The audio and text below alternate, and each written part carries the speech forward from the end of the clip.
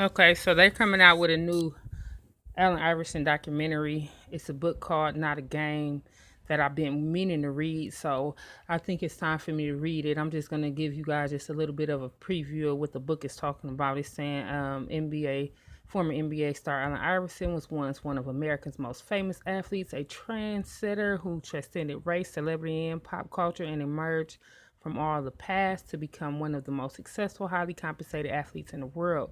Through extensive research and interviews with those closest to Iverson, acclaimed Washington Post sports writer Kent Babb gets behind the familiar, sanitized, and heroic version of the athlete who played every game as if it was his last.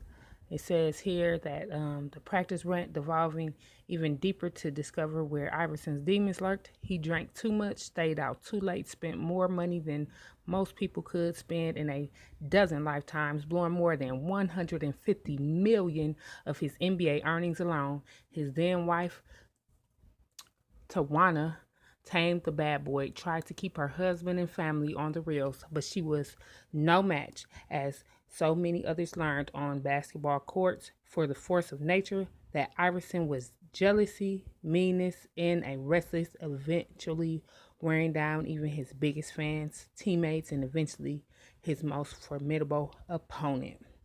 All right, it looks like it's going to be really good. Now I'm going to let you guys see some of the preview for the documentary, and then I'm going to read this book, and then in a couple months I'm going to do a review on it. If I do those two things, then I'll be all right.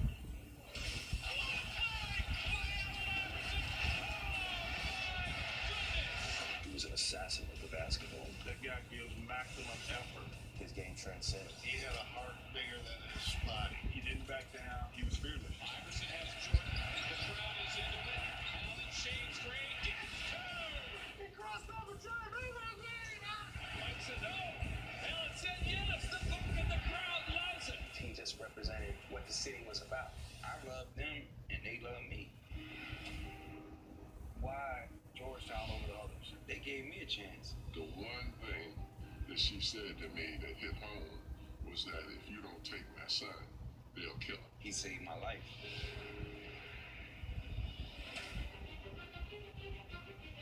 Go, baby, knock out Mike Tyson style. You're a cultural icon. I am.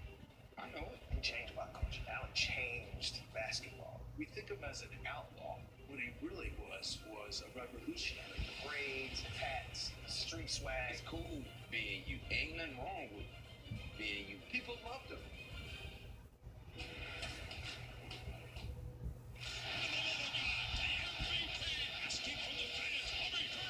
We played for Coach Larry Brown. He was preparing me to be the MVP, and I didn't get it. I think God put me here to coach Allen Iverson. Once a game, this guy will do something that makes you just fall out of your seat. He might be the greatest little guy to ever play the game. He was the David in the world of Goliaths. Outside of just being a ball player, he was a rebel. Allen was going to do it his way, and he did.